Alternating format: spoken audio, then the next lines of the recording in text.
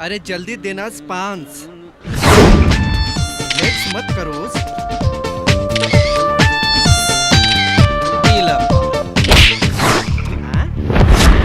You फटीचर्स। फटीचर ना, राजन नाम हमारा राजन। और ऊपर वाला के दुआ से हम कहानी साजन। साजन आज तक ली चौक पर हम नया बने, लेकिन कल से ही चौक पर रंगदारी चेने बंद करी हाथ मारब और चेने बंद करी लात मारब। सुन सब लोग, कान खोल के सुन। आज से हमनी के सलाम ठोकर के आदत डालना, समझ गई ना? अब हम चला तनी, लेकिन भेंट हमेशा होत रही। राम राम दुआ सलाम। चला चला कुछ खाई जा, पकौड़ी।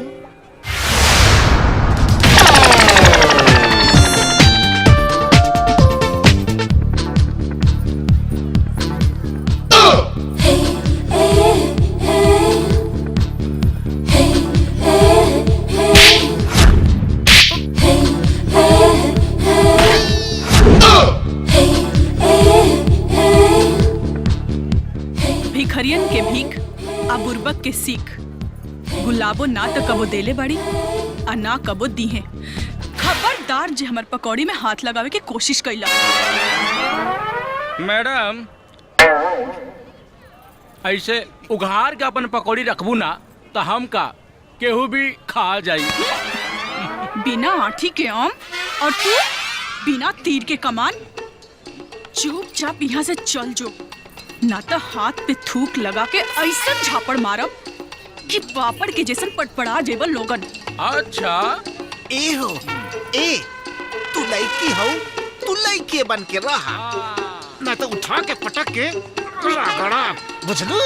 हम हो गुंडा है गुंडा, तू जानत नहीं थू। चौक पर गुंडागर्दी के दुकान लगावे खातिर आइल बानी। जादूगर आवेला तो यहाँ जादू दिखावेला, अहमदारी यहाँ नाच दिखावेला।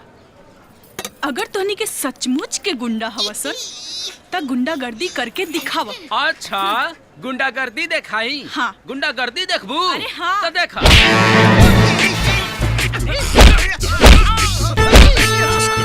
देख लू हमार गुंडागर्दी। अरे ये कौन गुंडागर्दी है? अपन आदमी के मार के गुंडागर्दी होला का? ये अपना आदमी है। जा भाई उधर जा।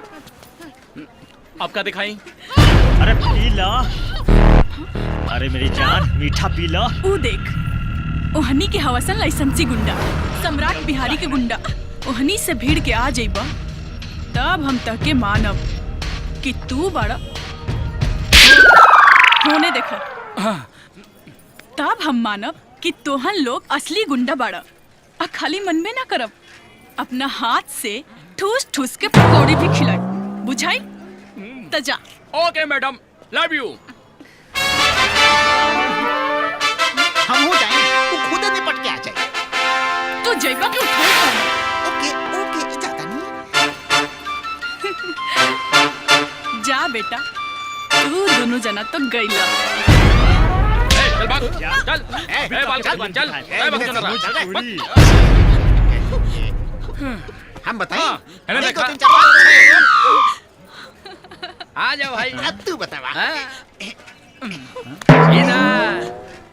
हम कहत हई एकरा के छोड़ दा। बाप रे बाप, काहे भैया, तू राजा हुआ का? हमनी के प्रजा जो कहला तो मान गई नी।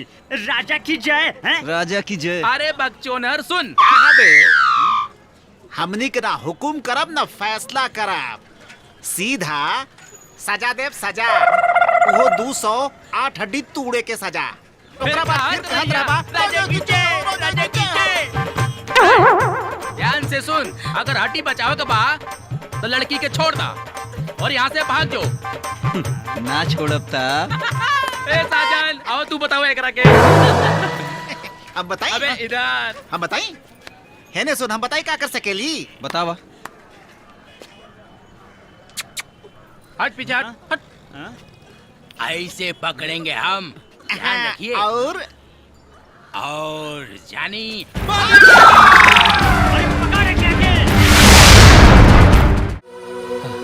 अब ठीक बानू? अब का भइल?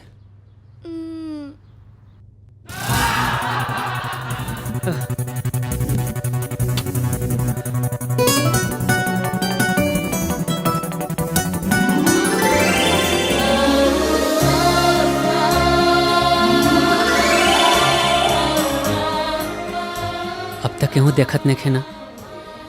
देखता के देखता? ई माखन चोर देखता रे। माखन चोर?